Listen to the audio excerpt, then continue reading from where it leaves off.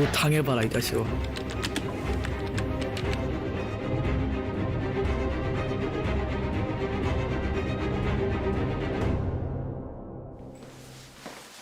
아, 너 그 소식 들었어? 뭔 소식? 옆에 학교 회장 김종철이 애들 조종해가지고 힘 약한 애들 삥 뜯고 괴롭히고 그랬대. 야, 그게 정말이야? 그렇다니까. 지금 트위터에 쫙 퍼졌어. 와, 야, 김종철 걔는 초등학교 때부터 전교 1등 하더니 아니야? 와, 대박이네. 야, 정수야. 너 김종철이랑 같은 학교 맞지? 트위터에 소문난 거 그거 진짜야? 몰라? 난 그런 거 별로 관심이 없어서. 뭐야?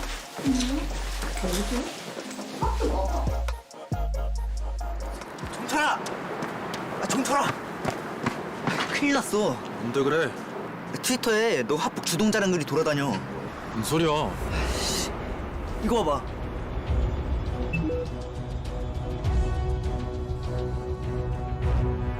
아이씨, 이게 누가 올린 거야?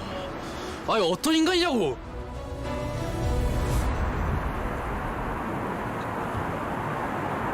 너 어디야? 응? 학원? 아, 학원 땡땡이 치고 이리로 좀 와봐. 아, 나 지금 심각하단 말이야. 응, 여기 학원 옆이야. 진이야. 무슨 일인데? 아, 짜증나. 아니 그런 거 왜 그러는데? 글쎄, 어떤 아저씨들이 자꾸 조건 만남 같자고 자꾸 톡 보내고 그러잖아. 아, 내열 돌아버리겠네. 네 번호 유출된 거 아니야? 몰라. 어떡하지?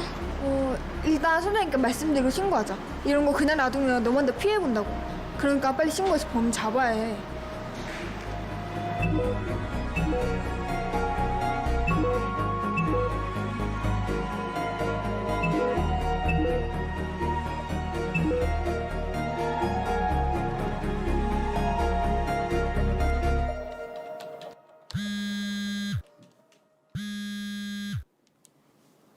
누나 전화 까더니 연락도 안 하고. 그랬나? 미안하다. 넌 어떻게 지내냐? 뭐 늘 잘 지내지 뭐. 그렇구나. 요즘은 애들이 너 안 괴롭히지? 응. 근데 종수야. 어? 사실 너희 어머니께서 나한테 전화를 하셨거든. 어? 그제 저녁에 너한테 뭐 물어보려고 방에 갔더니 네가 나갔는지 방에 없었대. 근데 컴퓨터에서 계속 소리가 나길래 봤더니 네가 단독인가? 뭐라는 글을 쓰고 있었던 것 같다고 하더라. 진짜? 근데 니네 반 아이 엄마가 니네 엄마에게 그 소문 들었냐고 물어보셔가지고 그때야 네가 무슨 글을 썼는지 알게 된 거지. 그리고 너무 걱정되는데 너에게 물어보기도 그렇고 해서. 아, 그래서 누나한테.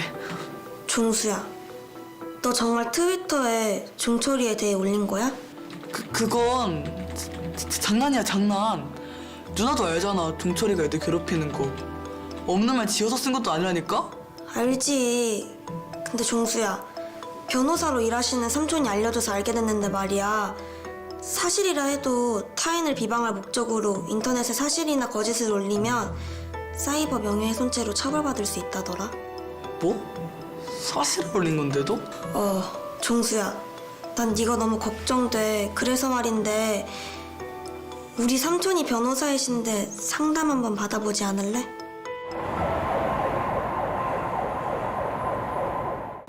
저 장난으로 찍은 건데도 벌을 받게 되나요?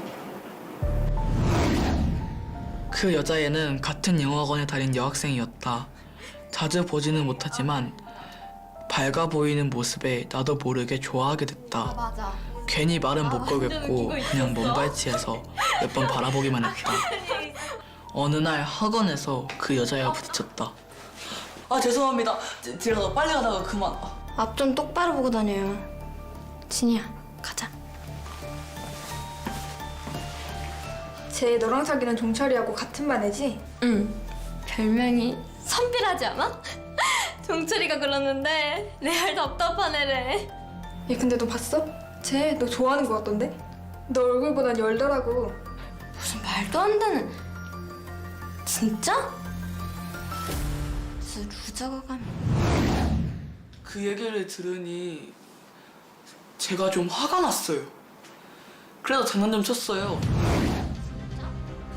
어디서 루저가 감히. 아 완전 웃겨.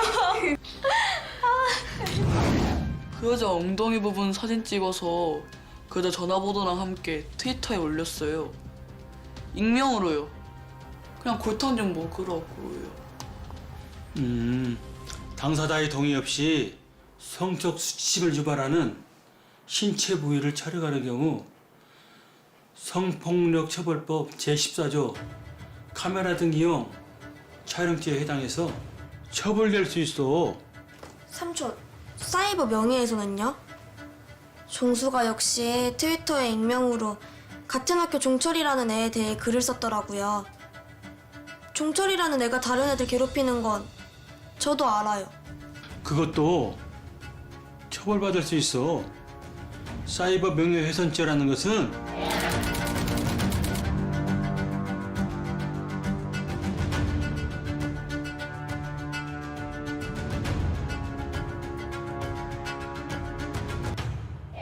종수가 올린 것은 충분히 타인, 즉 종철이라는 애를 비방할 목적이 분명하다고 볼 수 있다. 그럼 종수는 어떻게 해야 돼요, 삼촌? 우선 담임 선생님께 말씀드리고 종철이라는 애와 선미라는 애한테 사과해야지. 그리고 가장 중요한 것은 2번 다시 이런 행동을 하지 않아야 해. 알겠지? 네. 선생님? 저 그게 사실은요, 트위터에서 두던 종철이 글요, 사실은 제가 올린 거예요. 그래서 선생님께 죄송하다고 연락드린 거고, 종철이한테도 사과하고 싶어요. 선생님, 딱 한 번 그런 거고요. 다시는 안 그럴게요. 선생님 죄송합니다. 네, 지금 가겠습니다. 잘했어. 동희 누나, 고마워. 다른 애들이 싸울 때도 누나가 나서줬잖아. 고맙긴 서로 도와주는 거지. 자, 일어나자. 그래? 넌 담임 선생님께 가봐야 되잖아. 응. 누나, 나 2번 다시 나쁜 짓 안 할게. 맹세! 이번 일로 골탕 먹일 목적으로 인터넷에 올린 글과 사진이 사이버 명예훼손죄가 될 수 있고, 다른 사람에게 상처를 줄 뿐만 아니라 성폭력 처벌법에 의해 처벌받을 수 있음을 알게 되었다.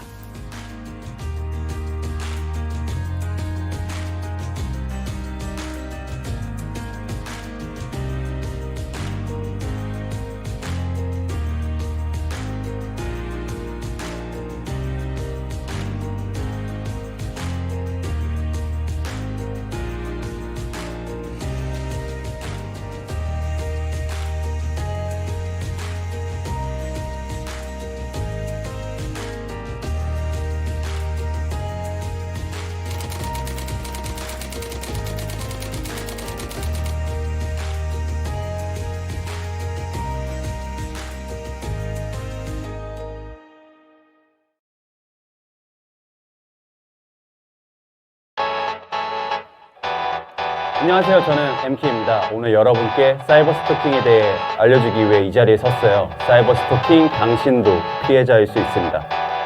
지금 시각 12시 이 시간에 연락하는 당신 대체 누구신지 호감 있어 그럴 수 있어 용건 있어 그럴 수 있어 근데 이건 그럴 수 없어 반복적인 연락 제발 자제 좀 2000개가 넘는 문자 불안 공포 살려줘 선 넘지 말고 멀어져 삶에서 좀 떨어져 토킹 말이 안 통하지 스토킹 절대 안 통하지 내가 SNS상에서 원치 않는 연락을 받고 있다. 손. 이게 스토킹인지 아닌지 애매하다? 아니요, 절대 애매하지 않아요.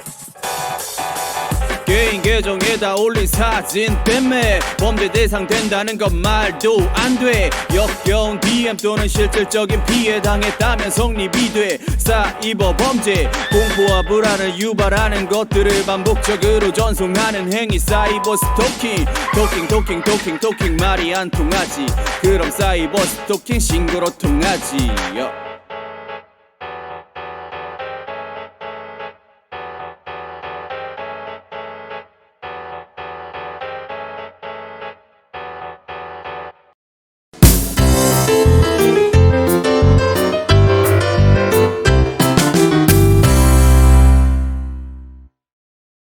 안녕하세요. 오늘 여러분들께 학교폭력 실태와 대처 및 예방법에 대해 이야기해줄 정석훈 강사입니다. 이번 시간에 우리가 함께 다뤄볼 주제는 앞서 이야기했던 학교폭력입니다. 본격적인 이야기 앞서 우리 친구들과 함께 학교의 의무와 가치에 대해서 먼저 생각해보고 싶습니다. 우리 친구들에게 학교는 어떠한 곳인가요? 선생님은 학교에 대해서 다음과 같이 정의하고 싶습니다. 첫째, 학교는 어울림을 배우는 작은 사회라고 이야기하고 싶습니다.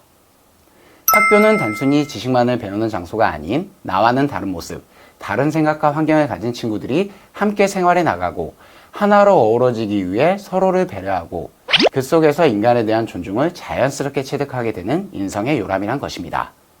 둘째, 학교는 나를 발견하는 공간입니다. 친구들과 함께 공부하고 어울려 나가는 과정 속에서 나 스스로도 몰랐던 나의 장점과 특기를 친구들과 선생님의 칭찬과 응원 속에서 찾아 나갈 수 있습니다. 노래를 굉장히 잘한다. 말솜씨가 너무 좋다.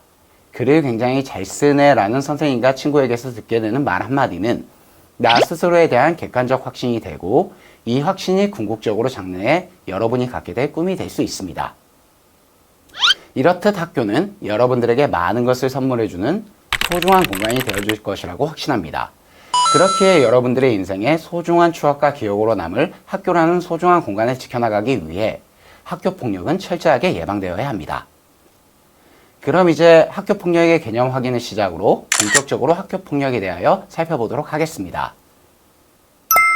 학교폭력은 학교라는 공간적 개념과 폭력이라는 행위적 개념이 결합된 용어로서 말 그대로 학교 내외에서 학생들을 대상으로 발생하는 폭력을 말합니다. 이러한 학교폭력은 피해의 양상에 따라 폭행, 폭언, 갈치 등과 같은 직접폭력과 따돌림 등과 같은 간접폭력으로 구분이 가능하며 오프라인에서 폭력이 이루어지는 면대면 형태의 학교폭력과 온라인에서도 폭력이 가해지는 사이버 불링으로도 구분할 수 있습니다. 최근 들어 학교폭력은 직접 형태의 폭력보다 스마트폰의 급속한 보급으로 인해 사이버 공간에서 SNS를 활용하여 간접적으로 언어적, 심리적, 성적 위해를 가하는 사이버 불링이 급속도로 증가하는 추세입니다. 물론 이러한 학교폭력의 문제를 모든 학생이 경험하는 것은 아닙니다. 그러나 나에게 발생하지 않은 불행이라 해서 이 상황을 외면하거나 방조하게 된다면 방관자라는 이름의 또 다른 학교폭력 가해자가 될 수 있음을 명심하셔야 합니다. 방관자의 사전적 의미는 어떤 일에 직접 나서서 관여하지 않고 곁에서 보기만 하는 사람을 말하며 실제로 학교폭력 피해 학생에게 정신적 피해를 가중시키고 가해 학생들의 폭력 행위를 강화시키는 집단 내 주요 역할자들을 의미합니다. 이러한 방관자에 해당하는 학생들의 행동 특징은 학교폭력 상황에 무관심하며 어느 누구의 편도 들지 않거나 가해 행위를 간접적으로 동조합니다. 이러한 방관 행동을 지속적으로 반복하게 된다면 당장 나에게 발생할 수 있는 폭력의 위협에서는 벗어날 수 있을지 모르지만 간접적으로 폭력 상황에 계속 노출됨으로써 장기적으로는 방관자 학생들도 정서적, 정신적 피해를 입을 수 있습니다. 그 이유로는 첫째, 학교폭력에 대한 방관 행동은 가해자에게 동조하지 않거나 피해자를 옹호할 경우 집단 내에서 낙인 찍히거나 따돌림을 당할 수 있다는 두려움 속에서 자신만 괜찮으면 된다는 방어 기제와 비합리적 신념을 강화하게 됩니다. 이렇게 부당한 폭력적 상황을 목격하며 아무것도 하지 않음으로써 반복적인 무력감이 학습되게 되면 낮은 자아 존중감, 비합리적인 신념, 잘못된 급여의식이 형성될 수 있습니다. 둘째, 자기 방어만을 최우선시하는 방관자적 행동은 자기 이익만을 추구함으로써 교우관계의 질을 저하시키고 궁극적으로는 타인의 고통에 둔감해지게 되며 더 나아가 폭력성, 이기심, 무책임과 같이 자신에게 이익이 되지 않으면 다른 사람의 상황에 관심을 가지지 않는 반사회적 행동을 보이는 성인으로 자라날 수 있습니다. 그리고 무엇보다 학교폭력을 방관해서는 안 되는 가장 중요한 이유는 우리 모두가 학교폭력의 신고 의무자라는 것입니다. 이는 법률로서 규정된 사항인데요. 학교폭력 예방법 제20조 1항은 학교폭력 현장을 보거나 그 사실을 알게 된 자는 학교 등 관계기관에 즉시 신고할 것을 의무화하고 있기 때문입니다. 만일 이러한 학교폭력의 위협이 나에게 발생하게 된다면 우리는 어떻게 해야 할까요? 학교폭력의 가해 학생들의 대다수는 가해의 원인을 피해 학생의 잘못으로 단정 짓는 경향이 있습니다. 가해 원인을 피해 학생의 특정 행동이나 위생 상태 등 피해 학생에게서 폭력의 정당성을 찾고 있으며 자신들의 폭력에 무기력한 피해 학생의 모습을 통해 잘못된 자존감과 우월감을 형성하여 자신의 폭력 행위를 강화하고 지속하는 모습을 보여줍니다. 그렇기에 나에게 학교 폭력이 발생하였을 경우 우선적으로 가해 학생에게 단호하게 가해 행동을 중단해 줄 것을 주장할 수 있는 용기가 필요합니다.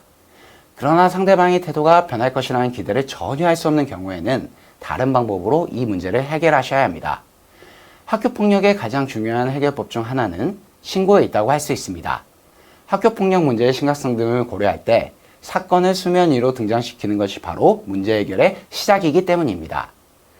학교폭력의 악순환을 끊어내기 위해서는 무엇보다도 적극적인 신고가 중요합니다. 학교폭력에 대한 신고는 다양한 방법을 통해 이루어질 수 있습니다. 선생님이 권하는 첫 번째 방법은 가장 신뢰할 수 있는 어른들에게 이 사실을 알리는 것입니다. 학교폭력은 누군가의 개인적 문제가 아닌 우리 사회 모두가 함께 책임감을 갖고 근절해야 하는 과제입니다. 그렇기에 여러분들의 이야기에 가장 귀를 기울여 줄 수 있는 부모님이나 선생님과 같은 가까운 어른들과 함께 이 문제를 해결하려 한다면 어른들은 여러분들의 이야기에 적극적으로 귀를 기울여주고 최선을 다해 도움을 줌으로써 함께 이 문제를 해결해 나갈 수 있을 것입니다. 여러분들에게 열려있는 또 다른 창구는 바로 학교폭력 신고전화 117입니다. 117에 대하여는 우리 친구들이 이미 잘 인지하고 있을 텐데요. 오늘 이 시간을 통해 117에 대해서 조금 더 자세히 알아보도록 하겠습니다. 117은 학교폭력 발생 시 즉각적인 대응이 이루어질 수 있도록 전문 상담 선생님들이 현장 경찰관을 즉각적으로 매칭하여 주는 학교폭력 긴급신고지원센터입니다. 117의 역할은 장기적 폭력 대응 매뉴얼과 즉각적 폭력 대응 매뉴얼로 두 가지 경우에 맞추어 나누어집니다. 따돌림이나 지속적 괴롭힘과 같은 장기간의 학교폭력에 관한 피해 신고 접수가 이루어질 경우 신고자의 관할 지역 경찰서로 신고 내용을 전달하여 피해 상황에 대한 조치를 취할 수 있도록 도움을 줍니다. 이때 가해 학생에 대한 처우에 관한 조치는 사과나 처벌 등 피해 학생이 가해 학생에게 내려지길 원하는 처분으로 대응이 이루어질 수 있도록 조력하여 줍니다. 또한 즉각적인 폭력 상황에 노출될 경우에 117에 연락을 취하게 되면 신속성을 위하여 위급 상황을 파악할 수 있는 최소한의 정보만을 취급한 후 피해자 상황을 피해 현장에서 가장 가까운 경찰서로 즉각적으로 연계하여 현장으로 경찰관이 출동할 수 있도록 조치함으로써 위급 상황에서 벗어날 수 있도록 도움을 드립니다. 또 사후 조치로서 피해 학생에 대한 주기적 연락 관리를 통해 학교폭력에서 완전히 벗어날 수 있도록 해결 과정의 모니터링 및 피해자 상담 관리 지원을 하여 줍니다. 117에 도움을 받는 방법은 117 번호를 눌러 전화 신고 및 상담을 하거나 전화 상담이 부담스러운 경우에는 샵 0117을 통한 문자 신고나 안전드림 홈페이지를 통하여 신고를 할 수 있습니다. 가해 학생에 대한 처벌은 1차적으로 학교폭력 예방 및 대처에 관한 법률에 의한 조치로부터 시작이 됩니다. 현행 학교폭력 예방 및 대처에 관한 법률 제17조에 따르면 가해 학생에 대한 조치로서 서면사과, 피해 학생에 대한 접촉과 협박 및 보복행위 금지, 학급 교체, 전학, 학교에서의 봉사, 사회봉사, 학내의 전문가에 의한 특별교육 이수 또는 심리치료, 출석 정지, 퇴학 처분의 조치가 취해지게 됩니다. 가해 학생은 또한 학교에서의 징계뿐만 아니라 피해 학생에 대한 금전적 배상이 이루어지는 민법상의 손해배상과 가해의 행위에 대한 형사처벌 절차로서의 형법상의 책임을 질 수 있습니다. 형법상의 책임은 책임 능력에 따른 구분이 이루어지는데요. 만 10세 이상 14세 미만의 청소년은 보호처분을 받게 되고 만 14세 이상 19세 미만의 청소년은 형사처벌 또는 보호처분을 받게 됩니다. 자, 이제 이야기를 마무리하면서 옛 고사 하나를 들려드리도록 하겠습니다. 바로 파운구라는 고사인데요. 자치통감의 저자인 사망왕의 어린 시절 이야기입니다. 어릴 적 마을에 한 아이가 커다란 물 항아리에 빠져 사경을 헤매고 있는데 이를 보고 달려온 어른들이 항아리가 깨질까 두려워 혹은 자신이 책임지길 꺼려해서 이러지도 저러지도 못하고 망설이고 있는 모습을 보고 어린 사마강은 돌을 집어들어 과감하게 항아리를 깨뜨려 친구를 구합니다. 학교 폭력의 피해 학생은 마치 항아리에 빠진 아이와 같고 학교 폭력은 시간이 지체될수록 혹은 여러 가지 불안과 걱정으로 망설이는 동안 점점 더 큰 위험과 고통을 초래합니다. 사마강이 항아리를 깨면서 문제를 해결한 것과 같이 학교 폭력은 적극적인 행동만이 최선의 해결 방법이기 때문에 학교 폭력이란 두려움 앞으로 한 발자국 나아가 저항할 수 있는 용기를 마지막으로 당부드리며 강의를 마무리하도록 하겠습니다.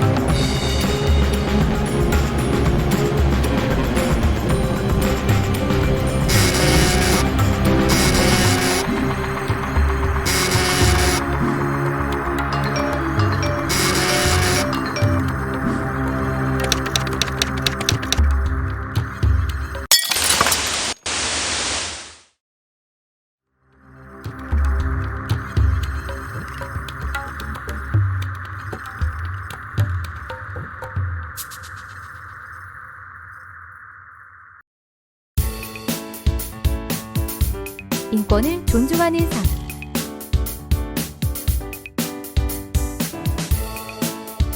여러분 안녕하세요. 여러분은 얼마 있지 않으면 중학생이 되실 텐데요. 중학교에 가면 더욱 다양한 친구들을 많이 만나게 되실 겁니다. 우리 사회는 다양한 인종, 그리고 다양한 문화, 다양한 생각을 가진 여러 사람들이 함께 어우러져 가는 그런 사회입니다. 그렇기 때문에 우리에게는 다른 사람들과 함께 어우러지는 연습이 필요하기 마련인데요. 이 연습이 초등학교 때부터 되지 못하면 성인이 되었을 때 나와 다른 사람을 대하는 것이 매우 어려워지게 됩니다. 오늘은 나와 다른 사람을 대하는 연습 중에서도 인권에 대해서 알아보도록 하겠습니다. 여러분 모두가 잘 아시겠지만 인권이라는 것은 인간으로서 당연히 가지는 기본적인 권리라는 것을 의미합니다. 우리는 동물이 아닌 인간이죠. 강아지나 고양이 같은 동물들도 생명체로서 아주 소중한 존재지만 우리 인간은 더욱 특별하고 귀중한 존재입니다. 그렇기 때문에 인간에 대한 예의와 존중이 당연히 필요합니다. 오늘은 이러한 인권에 대해서 우리가 어떤 점을 놓치고 있는지, 또 인권이라는 것은 왜 중요한지 알아보도록 하겠습니다. 먼저 인권과 관련된 이야기를 하나 보실까요? 준우야, 너 그거 알아? 승태 걔 공부 진짜 못한다? 국어 과목이 맨날 20점이래. 정말? 승태가 머리가 돌인가 봐. 야, 저기 공부 포기자 온다. 오이, 공부 포기자. 줄여서 말하면 공포네, 공포. 왜 그래? 나 공부 그렇게 못하지 않는데? 너 국어 20점이라며? 국어는 잘 못하지만 다른 과목은 그래도 더 잘해. 한국인이 국어 못하면 바보 아니야? 병이야, 준우야. 선생님이 밖에서 들었는데 너희 그러면 안 되는 거야. 승태가 국어를 잘 못한다고 해도 그건 사람들에게 놀림감이 될 일은 아니야. 승태도 얼마든지 다른 과목이나 다른 일은 잘할 수 있거든. 그리고 앞으로 더 잘하게 될지도 모를 일이고. 우리가 모든 일을 잘하지 못하는 것처럼 사람들 모두 잘하는 일과 잘 못하는 일이 있기 마련이야. 여러분 어떠세요? 이 영상을 보시는 여러분 중에서는 이런 일이 없을 거라고 생각하는데요. 혹시나 이런 일이 있다면 이런 일은 인권 침해에 해당이 됩니다. 어떤 사람의 권리를 누군가 침범하여 해를 끼치는 일, 그것이 바로 인권 침해입니다. 우리는 다른 사람들과 많은 면에서 다를 수밖에 없습니다.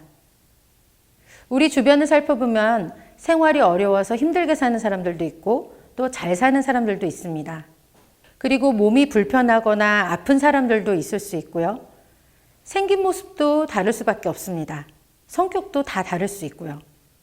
그리고 우리 가족만 보더라도 가족 구성원도 다를 수 있습니다. 모두가 아빠, 엄마와 사는 것은 아니니까요. 사는 지역이나 종교 이런 것들도 다를 수 있습니다. 그리고 아까 보신 것처럼 학업이나 성인의 경우 능력이 다를 수도 있습니다. 또 현대는 사람들의 활동 영역이 국제적으로 넓어졌습니다. 그래서 다양한 민족, 인종이 우리나라 안에 들어와 살기도 하고 국제 결혼도 많이 하고 있습니다. 따라서 한 가족 안에 다양한 문화를 가진 구성원들이 함께 살게 되는 다문화 가족이라는 말도 생겼습니다. 다문화 가족인 경우에는 언어나 생김새가 다를 수도 있습니다. 그리고 우리 사회에는 남성과 여성도 있죠. 때로는 여성 같은 남성도 있고 남성 같은 여성도 있을 수 있습니다. 하지만 분명한 것은 그 모두가 인간이라는 것입니다. 그런데 이 중 어느 것에서라도 우리와 다르다고 해서 차별하거나 어떤 사람의 가치를 깎아내린다면, 즉 폄하하는 언행을 한다면 그것은 인권 침해에 해당이 됩니다. 우리나라의 최고법, 헌법에는 제2장 제10조에 인권에 대해서 화면에 보시는 것처럼 나와 있습니다. 이 말을 쉽게 말씀드리면 우리나라 모든 국민은 인간으로서 귀한 가치가 있다는 것입니다. 그리고 모든 국민이 각자 행복을 추구할 수 있습니다. 그래서 국가는 이런 국민의 기본적인 인권이 침해받지 않도록 보호하고 보장해 주어야 합니다. 우리는 모두 대한민국의 국민이죠. 우리 국가가 국민의 인권, 즉 우리의 인권을 열심히 보호해주고 있는데요. 만약에 국가가 우리의 인권을 보호해주려고 노력하는데 막상 국민인 우리가 내 주변 사람들의 인권을 보호해주지 않으면 어떤 일이 발생하게 될까요? 예를 들어서 여러분의 가정에서 가족 중 한 사람이 여러분을 인간으로서 존중하지 않고 함부로 대하면 어떻게 될까요? 여러분은 물론 여러분의 가정은 행복할 수가 없을 것입니다. 여러분 꼭 말씀드리고 싶은 것이 있는데요. 이것은 꼭 기억해 주세요. 다른 것은 틀린 것이 아닙니다. 보통 나와 다른 것이 틀린 것이야 라고 생각하는 생각의 오류 때문에 나도 모르게 다른 사람들의 인권을 침해할 수 있는데요. 이런 점들은 주의해야 되겠습니다. 앞으로 우리가 우리의 학교와 가정에서 서로의 인권을 보호해준다면, 그런 노력을 기울인다면 우리 주변이 조금씩 행복해지지 않을까요? 여러분, 나와 우리의 인권, 우리가 함께 지켜야 되겠습니다.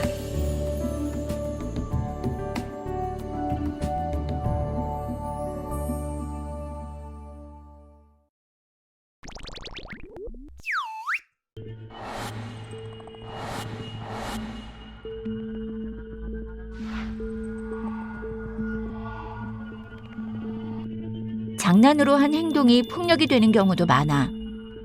친구에게 상처가 되는 별명을 부르거나 욕설을 하거나 안 좋은 소문을 퍼뜨리는 경우 같은 거 말이야. 자, 기억해. 상처 입는 사람이 하나라도 있다면 그건 폭력이야. 늘 역지사지의 마음을 가지고 말을 조심하자. 확신할 수 없는 정보는 함부로 공유하지 말고 글은 신중하게 써. 무엇보다 상처 입은 친구를 치료하는 최고의 약은 진심 어린 사과와 반성이야.